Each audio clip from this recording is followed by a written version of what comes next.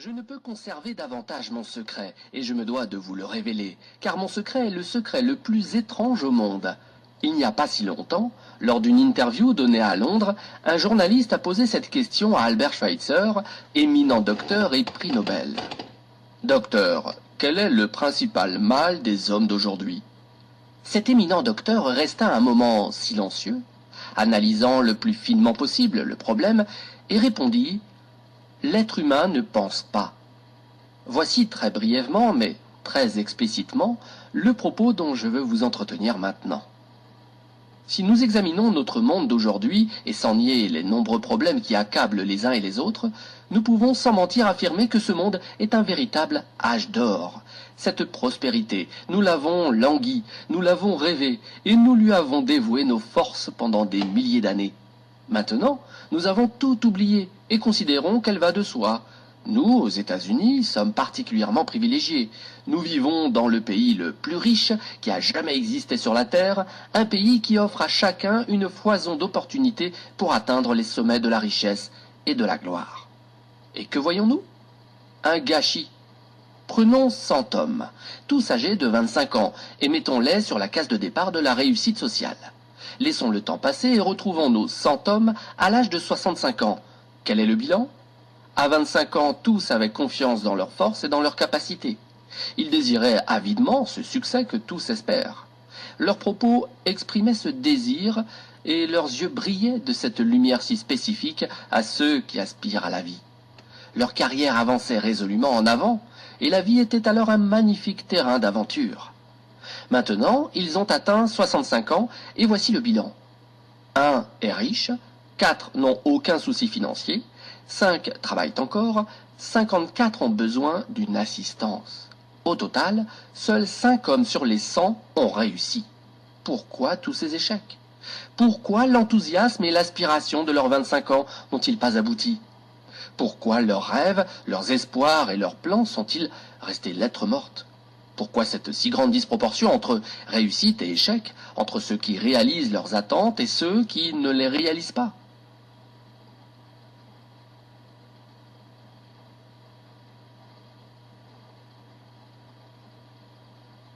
Définition du succès.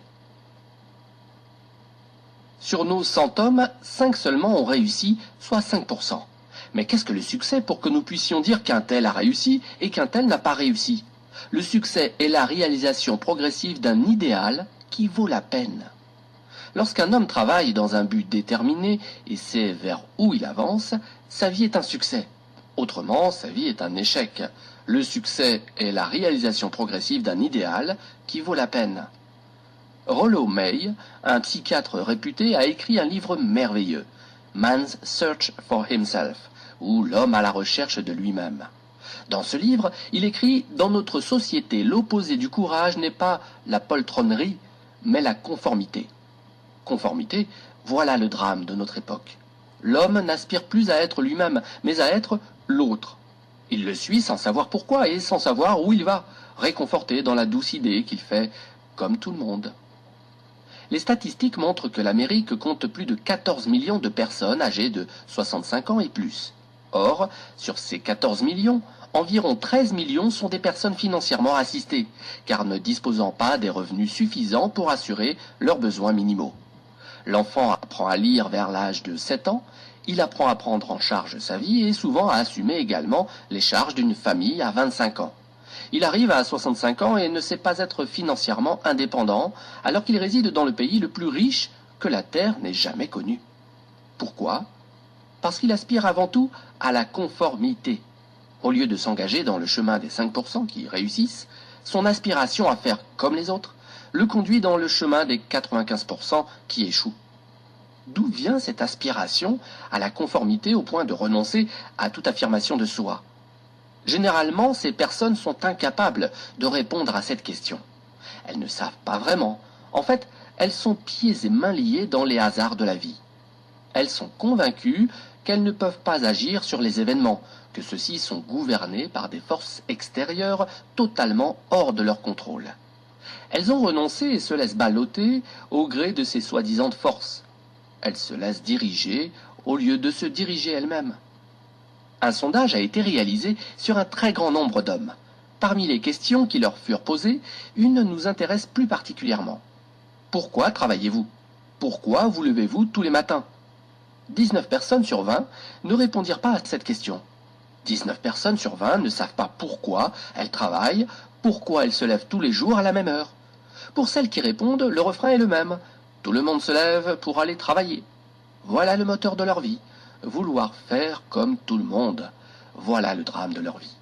Revenons à notre définition du succès, de l'homme qui réussit. Le seul homme qui réussit est celui qui réalise progressivement un idéal qui vaut la peine. La personne qui a une claire vision de son avenir et œuvre précisément pour réaliser cette vision, cette personne est un gagnant et ne peut pas perdre. Vous voulez des exemples? En voici. Un instituteur qui enseigne à l'école parce qu'il désire apporter des connaissances à l'enfant est un gagnant. Une femme qui s'occupe de sa maison et de ses enfants parce qu'elle désire devenir une épouse et une mère est une gagnante. L'homme qui s'occupe d'une station d'essence parce qu'il rêvait de s'occuper d'une station d'essence est un gagnant. Un vendeur qui aspire à devenir un excellent vendeur et voir l'entreprise qu'il emploie prospérer est un gagnant. Toute personne qui exerce le métier qu'elle désirait précisément exercer est un gagnant. Or, uniquement une personne sur 20 réussit dans cela. Les autres, elles exercent leur métier parce qu'il faut travailler, et non parce qu'elles désiraient ce métier. Sans intérêt personnel, point de véritable concurrence. Nous ne devons pas nous soucier de la concurrence, mais bien plus de savoir créer. Depuis plus de 20 ans, je recherche la clé du devenir des êtres humains. Existe-t-il une clé pour ouvrir la porte de la réussite, même si ce n'est pas une réussite totale? Est-il possible d'assurer la réalisation de son futur dans une large proportion selon ses désirs? Existe-t-il une recette garantissant le succès à quiconque la connaît et sait très exactement comment l'appliquer? À toutes ces questions, la réponse est oui, cette clé, cette recette, je l'ai trouvée.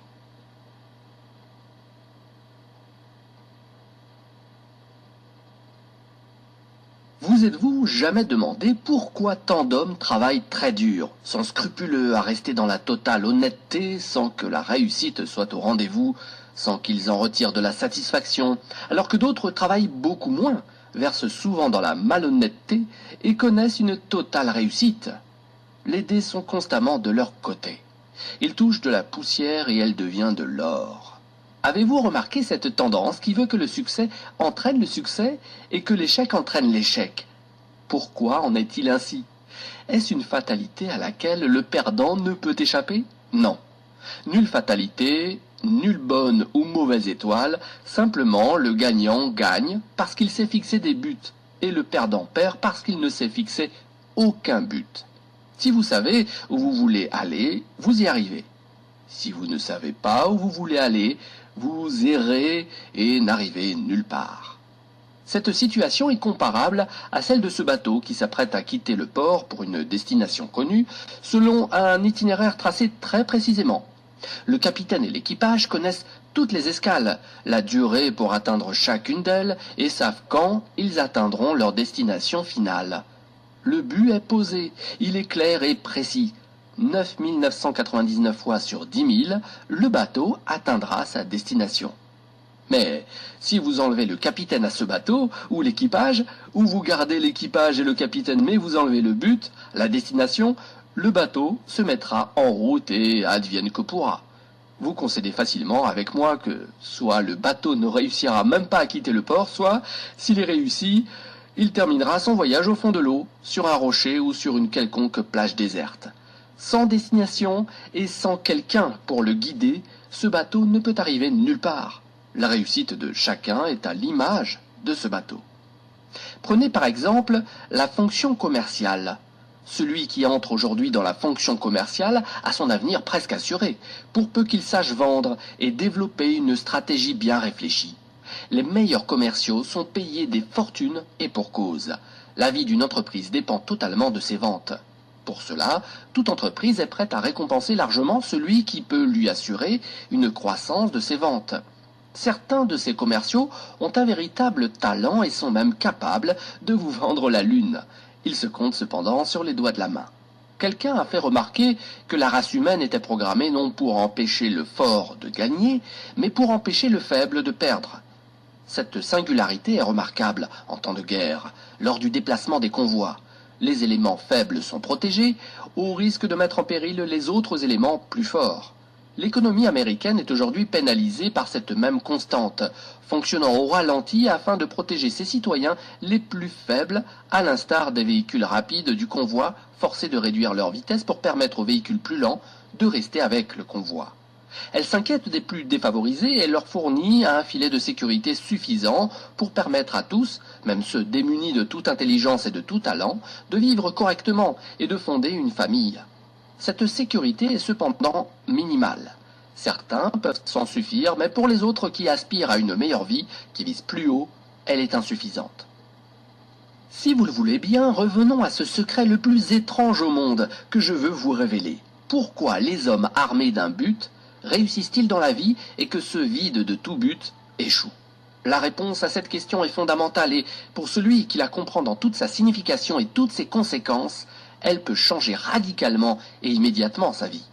Cette vérité est si forte et si éclatante qu'elle éclaircit les avenirs les plus sombres et les cieux les plus couverts. Elle chasse tous les nuages et pose pour toujours le sceau de la bonne chance sur celui qui l'adopte, la fait sienne.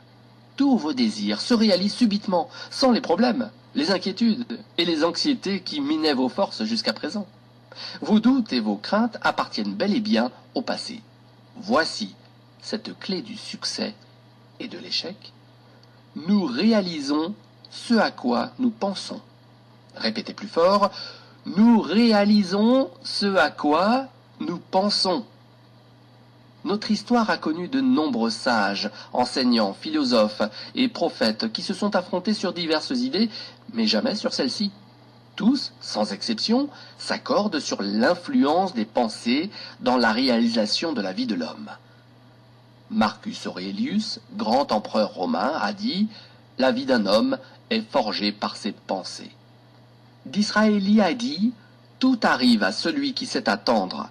Après de longues méditations, je suis arrivé à la conclusion que l'homme qui se fixe un but l'atteint tôt ou tard, car rien ne peut résister à une volonté forte qui se bat pour sa réalisation. » Ralph Waldo Emerson a dit « L'homme devient l'objet de la pensée qui accapare son esprit. » William James a dit « La plus grande découverte de ma génération est la capacité des êtres humains à changer leur vie par un simple changement d'esprit. » Et aussi, nous avons uniquement besoin de penser froidement comme si la chose était vraie, et elle deviendra inévitablement vraie de par son intégration de plus en plus forte dans notre vie même. Son intégration à nos habitudes et nos émotions sera si forte qu'elle fera naître en nous ces mêmes intérêts qui caractérisent une opinion. Il a également dit « Si vous vous préoccupez suffisamment d'un résultat, vous l'atteindrez presque certainement. Si vous désirez devenir riche, vous serez riche. Si vous désirez devenir un érudit, vous serez un érudit. Si vous désirez devenir bon, vous serez bon. Il y a cependant une condition. Vous devez vouloir atteindre sincèrement et profondément ce niveau et ne vouloir atteindre dans le même temps aucun autre niveau avec la même force. » Le docteur Norman Vincent Peale a dit « C'est l'une des plus merveilleuses lois de l'univers. Je l'ai découverte avec passion alors que j'étais très jeune, mais elle n'a vraiment illuminé ma vie que bien plus tard. En dehors de ma relation avec Dieu, elle est l'une de mes plus grandes découvertes, sinon la plus grande. Pour la résumer brièvement et simplement, si vous pensez en termes négatifs, vous obtenez des résultats négatifs. Si vous pensez en termes positifs, vous obtenez des résultats positifs. Cette constatation est élémentaire, mais elle est à la base d'une loi étonnante gouvernant la prospérité et la réussite en 3 mots, croyez et réussissez. William Shakespeare l'a exprimé sous cette tournure. Nos doutes sont traîtres car ils introduisent en nous la crainte d'essayer. Faute d'essayer, nous perdons beaucoup. Georges Bernard Shaw a dit « Les gens tempêtent toujours contre les circonstances qui forgent leur réalité. Je ne crois pas aux circonstances. Ceux qui obtiennent beaucoup de ce monde sont ceux qui recherchent activement et farouchement les circonstances qu'ils désirent pour eux-mêmes et les créent s'ils ne les trouvent pas. » Toutes ces paroles parlent d'elles-mêmes et ne nécessitent pas d'en ajouter. Chacun qui découvre ce secret et l'ampleur de sa portée, nous réalisons ce à quoi nous pensons, est si enthousiasmé par le changement qui s'opère dans sa vie qu'il pense un instant être le premier à le révéler. Fort de cette nouvelle base, il devient tout à fait raisonnable d'affirmer que celui qui se fixe un but concret et présentant pour lui un véritable intérêt réalisera nécessairement ce but. Pourquoi? Parce qu'il y pense constamment, jour et nuit. Or, nous réalisons ce à quoi nous pensons. L'inverse est cependant tout aussi vrai. Celui qui ne se fixe aucun but ne sait probablement pas où il va. Ne sachant pas où il va, ses pensées ne sont que confusion, inquiétude et crainte. Lui aussi réalisera ses pensées et sa vie deviendra une vie de frustration, de crainte, d'anxiété et d'inquiétude. Puisqu'il ne pensait à rien, il devient ce rien.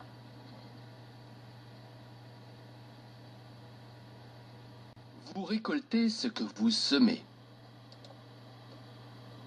Maintenant, comment ce principe fondamental fonctionne-t-il? Pour quelles raisons nos pensées doivent-elles se réaliser? D'après nos connaissances en la matière, voici ce que nous pouvons dire. Pour que vous compreniez mieux mes propos, je vais les illustrer par une situation similaire dans sa démarche au fonctionnement de l'esprit humain. Prenez un fermier et un champ dont la terre est si bonne et si fertile que toutes les options de culture sont possibles. Notre fermier peut décider d'y planter tout ce qu'il désire, sans que cela fasse de différence pour la terre. Une restriction seulement, il ne peut récolter que ce qu'il sème. Impossible de récolter des carottes s'il sème des graines de navets. L'esprit humain fonctionne de cette manière. Vous pouvez y mettre tout ce que vous voulez, il ne fait pas de différence.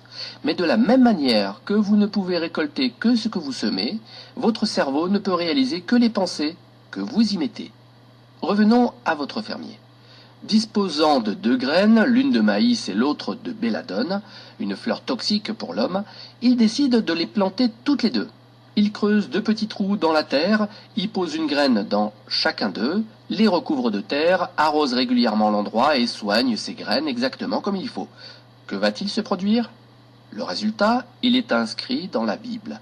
Vous récoltez ce que vous semez. La fonction de la terre est totalement mécanique, non réfléchie. Elle s'active sur la graine pour la faire croître et l'amener au stade inscrit dans ses gènes, sans se préoccuper le moins du monde de l'essence de la graine. Vous y plantez un poison, elle produit du poison. Vous y plantez du maïs, elle produit du maïs. Notre fermier obtiendra finalement un plant de maïs et un plant de belladone, exactement ce qu'il avait planté. Certes, l'esprit humain est bien plus fertile, incroyable et mystérieux que la terre, mais il s'y apparente dans son fonctionnement. Comme la terre, il accepte tout ce que vous lui donnez. Succès, échec, but concret, confusion, malentendu, crainte, inquiétude, etc. Mais il produit uniquement à partir de ces matières premières. Vous récoltez ce que vous semez. Certains pensent que l'être humain a conquis tous les continents. C'est une erreur.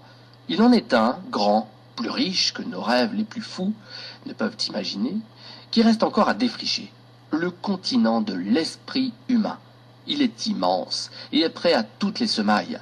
Si ce trésor est véritablement tel que je le décris, pourquoi les gens ignorent-ils cette bonne fortune à portée de leurs mains et utilisent si peu leur esprit?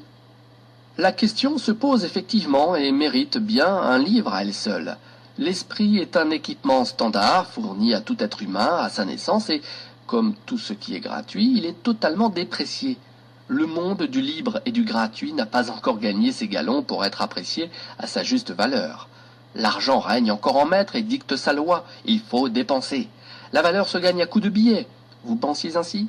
Alors sachez que tout cela n'est qu'un leurre, qu'une grave et dangereuse tromperie. Comment peut-on penser qu'un caillou qui brille ou un papier vert puisse valoir plus que notre esprit, notre âme, notre corps, nos espoirs, nos rêves, nos ambitions, notre intelligence, l'amour pour notre femme et nos enfants et la compagnie de nos amis? Eux seuls sont la vraie richesse. La preuve, regardez combien il est difficile, voire impossible, de les remplacer. Vous perdez une montre en or, il vous suffit de vous rendre chez votre horloger pour la remplacer. Vous perdez vos espoirs, c'est la descente en enfer. Un homme qui fait faillite peut retrouver la fortune même plusieurs fois. Sa maison brûle, il la reconstruit. Son cerveau flanche, il n'est plus qu'une épave. L'esprit humain est largement sous-utilisé parce que nous n'avons pas conscience de sa valeur. La familiarité engendre le mépris. Nous assignons notre esprit à de petites tâches insignifiantes alors qu'il est capable de se mesurer à des défis bien plus redoutables. Les scientifiques ont montré que nous n'utilisons notre cerveau qu'à 10% de ses capacités. En fixant un but dans votre esprit, vous donnez une orientation à votre vie et vous préparez tout votre avenir. Ne prenez pas cette décision à la légère car elle est essentielle. Votre vie en dépend. Voulez-vous devenir un commercial exceptionnel ou un ouvrier qui excelle dans son travail? Voulez-vous monter dans la hiérarchie au sein de votre entreprise ou de votre communauté? À toutes ces questions, une même réponse. Plantez la bonne graine dans votre esprit, soignez-la et mettez toute votre énergie pour atteindre votre but. Alors, ce but deviendra réalité et non parce que telle est votre volonté, mais parce qu'il ne peut en être autrement. Mon secret a force de loi, au même titre exactement que les lois de la gravitation de M. Isaac Newton. Si vous ne doutez pas qu'une personne qui saute dans le vide depuis le dernier étage d'un immeuble s'écrasera inévitablement au sol en vertu du principe de la gravitation qu'un corps descend et ne monte pas, vous ne pouvez pas douter qu'une personne qui se fixe un but et s'y emploie de toutes ses forces l'atteindra. Les lois de la nature fonctionnent toujours car elles sont immuables. Pensez à votre but d'une manière détendue et positive. Imaginez-vous que vous l'avez déjà réalisé. Imaginez-vous ce que sera votre vie lorsque vous aurez atteint votre but. Nous vivons à l'âge du phénobarbital, des ulcères et des dépressions nerveuses. Alors que la recherche médicale a considérablement relevé le niveau de la santé et de la longévité dans le monde, un trop grand nombre rabaisse ce niveau en voulant faire face à leurs soucis de leur propre petite manière, sans tenir compte des quelques grandes lois qui pourraient tout résoudre. Ces drames, nous en sommes les responsables directs car nous abritons les pensées qui les provoquent. Nous sommes le reflet de nos pensées, nous sommes ce que nous sommes puisque c'est exactement là où nous voulions être. Certains ne veulent pas admettre cette vérité, mais il n'en demeure pas moins que c'est la vérité. Chacun mange uniquement les fruits de ses pensées. Son futur n'est que la réalisation de ses pensées d'aujourd'hui, de demain, du mois prochain, de l'année prochaine. Notre vie est constamment guidée par notre esprit. Alors que je traversais l'Arizona en voiture, je vis l'un de ces véhicules monstrueux utilisés dans la construction, se traînant à quelques 50 km à l'heure sous la charge de quelques 20 tonnes de saleté. Un véhicule énorme et incroyable. Tout en haut, un homme petit de taille, les mains posées sur le volant, guidait et contrôlait le monstre. Cette image m'a frappé tant elle caractérisait l'esprit humain. Supposez un instant que c'est vous qui conduisez ce monstre de puissance. Vous êtes seul maître à bord et libre à vous de croiser les bras et laisser la bête aller s'enfoncer dans le premier fossé venu, ou vous agrippez fermement au volant pour la mener à bon port et l'utiliser pour le but que vous vous êtes fixé. La machine fera très exactement ce que vous lui direz. Cette loi du succès est une épée à double tranchant totalement contrôlée par nos pensées. D'un côté, elle vous procure succès, richesse, bonheur et tout ce que vous avez jamais rêvé pour vous et votre famille. D'un autre côté, elle vous enfonce dans les échecs, la pauvreté, le malheur et toutes les difficultés qu'on ne souhaite à personne. À vous seul de décider quel tranchant de l'épée vous voulez utiliser, le bon ou le mauvais.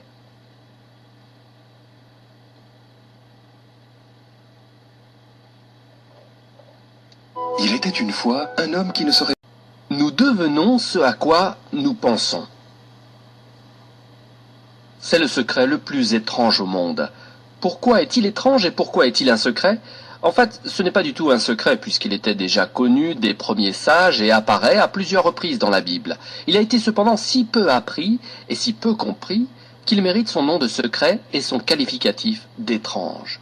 Je ne crois pas me tromper en affirmant que si vous vous rendez dans la principale artère de votre ville et demandez à chacun que vous rencontrez quel est le secret du succès, tout au plus une personne dans tout un mois vous répondra « mon secret ». Ce secret n'a cependant de valeur que pour celui qui le comprend et l'applique. À partir de ce moment, sa vie change radicalement et avec elle la vie de tous ceux qui l'entourent, sa famille, ses employés, ses associés et ses amis. La vie doit être vécue comme une aventure passionnante et non comme un fardeau qui vous gêne tant que vous ne demandez qu'à en être débarrassé. Nous devons œuvrer pour qu'elle soit une source de joie et non une source d'ennui. Nous devons être contents de sortir du lit le matin, contents de nous rendre au travail et non rechigner à l'un et à l'autre. Lors de l'un de ses discours, George Patterson, rédacteur en chef du quotidien Toledo Daily Blade, a conclu dans ces mots que je n'ai jamais oubliés. Toutes ces années dans le journalisme m'ont convaincu de plusieurs choses. 1. Que les gens sont fondamentalement bons. 2. Que nous venons de quelque part et nous nous dirigeons vers quelque part. À nous de vivre au mieux ce passage. L'architecte de l'univers n'a pas construit un escalier ne menant nulle part.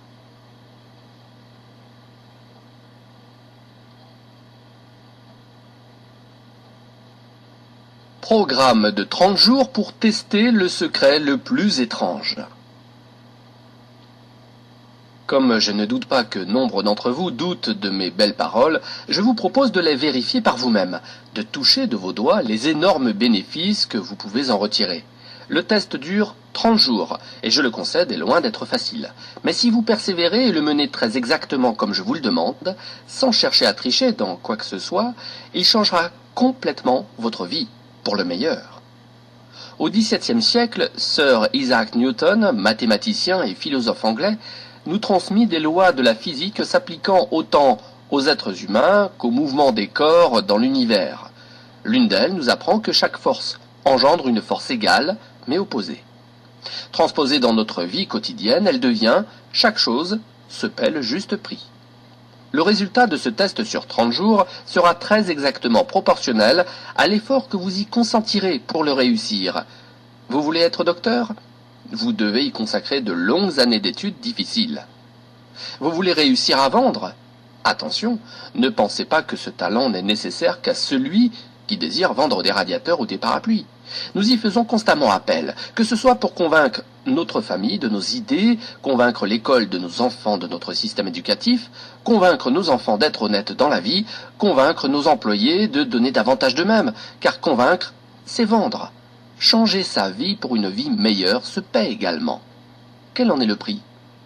D'abord, vous devez comprendre et être convaincu, au plus profond de vos sens et de votre intellect, que celui qui contrôle ses pensées contrôle sa vie. Vous devez être totalement convaincu que on ne récolte que ce que l'on sème. Ensuite, vous devez enlever toutes les entraves qui empêchent votre esprit de s'élever, d'exprimer toute sa puissance, conformément au plan divin qui en a voulu ainsi. Vous devez prendre conscience que vos limitations n'existent qu'en vous, alors que les opportunités de réussir sont en fait tellement nombreuses qu'il est difficile d'y croire. Vous devez vous libérer des chaînes, de la mesquinerie et des préjugés. Ceci fait, vous devez vous efforcer d'aborder tous vos problèmes sous un aspect positif.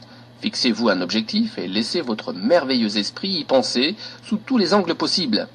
Laissez votre imagination spéculer librement sur les solutions possibles.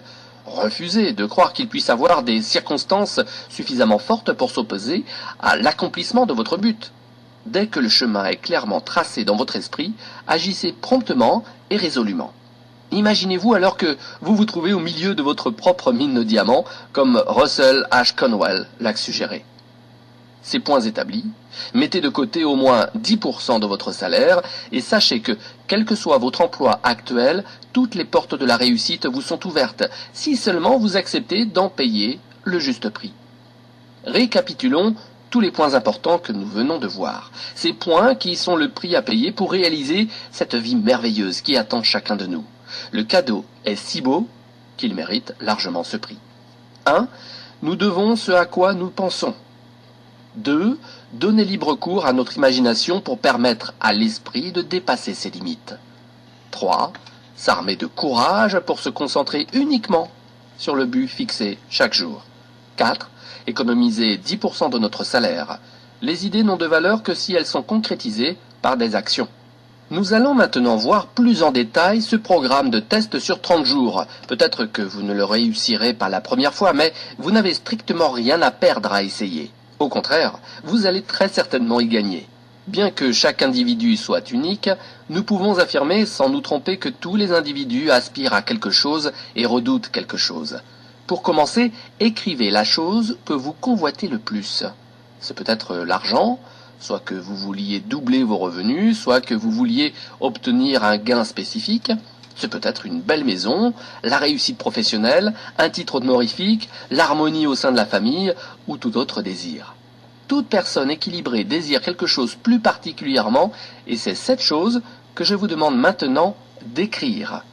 Ce doit être un but simple et clairement défini. Nul besoin de montrer le papier à qui que ce soit, mais vous devez l'avoir constamment avec vous pour pouvoir le regarder plusieurs fois par jour. Pensez-y dès que vous vous réveillez, d'une manière gaie, détendue et positive. Vous avez ainsi déjà un travail à faire pour la journée et ne serez pas tenté de paresser au lit. Plus, vous vous donnez une raison de vivre. À chaque pause dans la journée, à chaque instant de libre, prenez votre bout de papier et lisez-y le but que vous vous êtes fixé. Faites de même le soir, juste avant de vous endormir.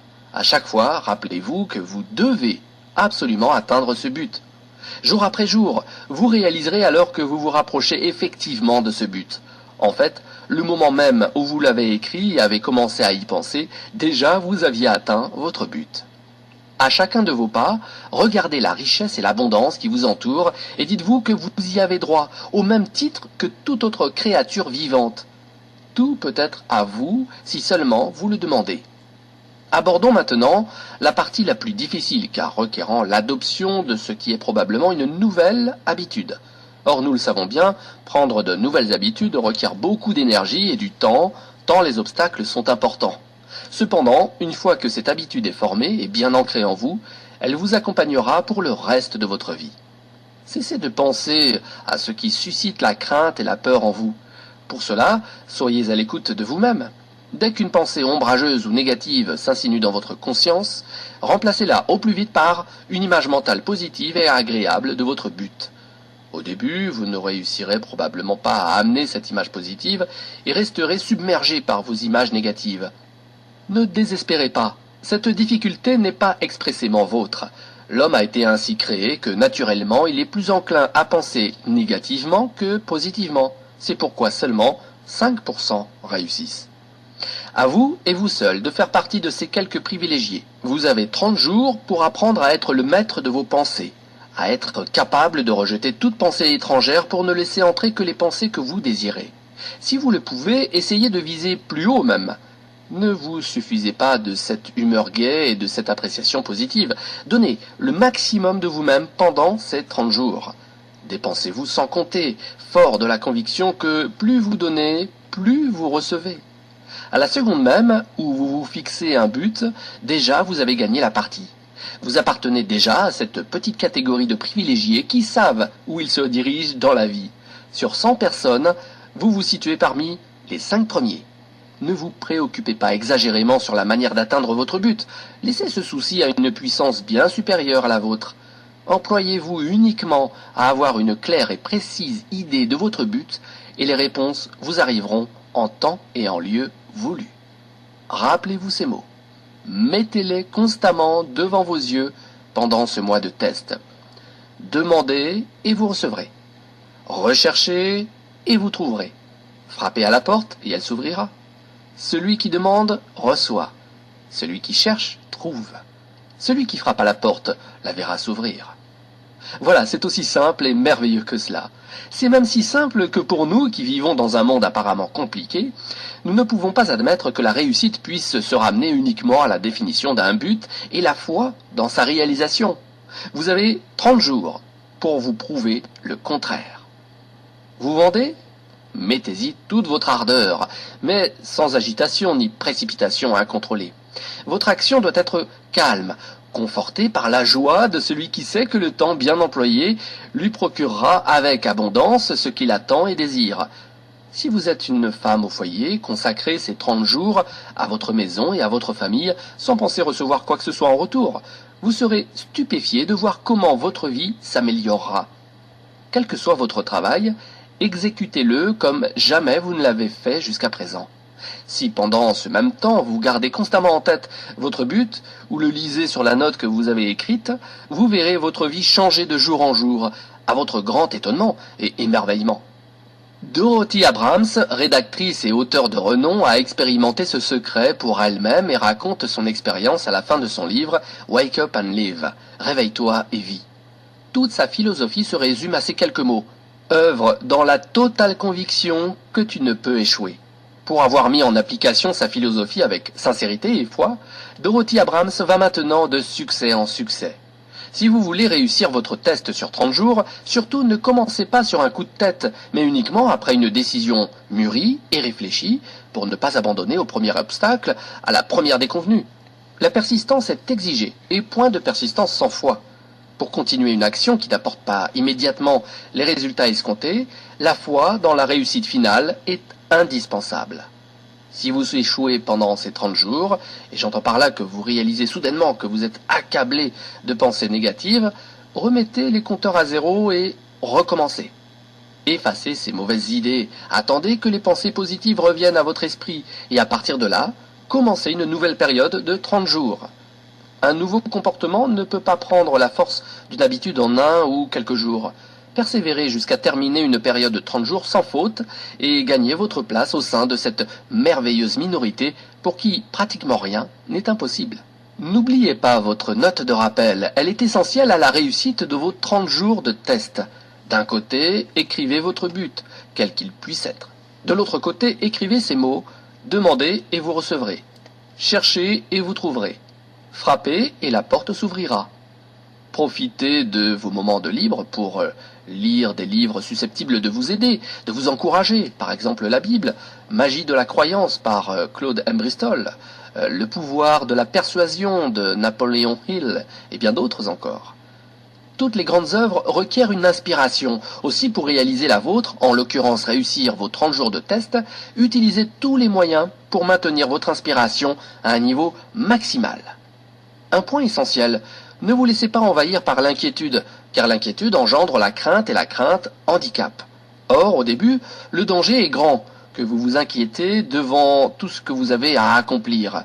Le remède est simple, pensez et voyez uniquement votre but. Les détails de sa réalisation se présenteront d'eux-mêmes à vous. Employez-vous également à toujours rester calme et gai. Faites fi des petits riens. Ne les laissez pas tout gâcher, non, ne les laissez pas vous détourner de votre chemin. Face à la difficulté de réussir ces 30 jours de test, certains en viendront à désespérer pour finalement se résoudre. À quoi bon tous ces tracas, diront-ils. Ces personnes doivent réaliser qu'elles n'ont pas d'alternative. C'est cela ou l'échec. Préférez-vous rester un individu médiocre? Préférez-vous vivre dans les soucis, la crainte et la frustration? N'oubliez pas que vous récoltez ce que vous semez. Si vous semez des pensées négatives, vous récoltez la négativité. Si vous semez des pensées positives, vous récoltez la gaieté, la réussite et la positivité. Maintenant, le temps passant, vous allez probablement oublier tout ce que vous venez d'entendre.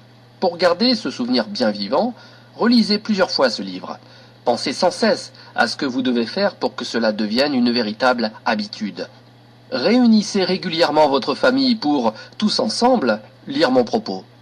La plupart des hommes affirment haut et fort vouloir faire de l'argent.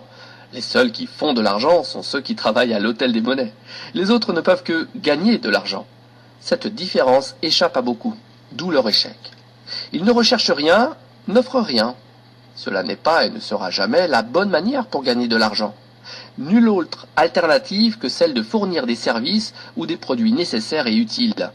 En échange de ces produits et services, d'autres donnent de leur argent. La simple loi mathématique nous apprend alors que l'importance de ce retour financier est directement proportionnelle à l'importance des services. Le succès n'est pas le résultat, mais la cause d'un afflux d'argent, et il est directement proportionnel à notre service. La plupart des personnes pensent exactement l'inverse, que seul celui qui a déjà gagné beaucoup d'argent peut clamer « J'ai réussi !» Qu'elles réfléchissent et constatent leur erreur. L'argent découle forcément du succès, et non le succès de l'argent. Revenez à l'époque du chauffage au bois et supposez qu'un homme s'assoie devant son chauffage et lui dise « Chauffe et uniquement ensuite je t'ajoute du bois ». Stupide, n'est-ce pas? Mais savez-vous combien d'hommes et de femmes agissent exactement à l'instar de ce sot pour leur propre vie? Des millions. De la même manière que nous devons mettre de l'essence si nous voulons que la voiture avance, nous devons fournir d'abord un service et uniquement ensuite pouvons-nous espérer une entrée d'argent. Notre souci premier ne doit pas être l'argent mais le service. Occupez-vous seulement à construire, travailler, rêver et créer.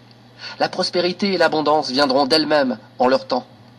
La prospérité est fondée sur la loi de l'échange mutuel, stipulant que toute personne qui contribue à la prospérité connaît à son tour la prospérité. Celle-ci proviendra soit des bénéficiaires directs de son service, soit d'autres personnes, mais forcément elle lui arrivera.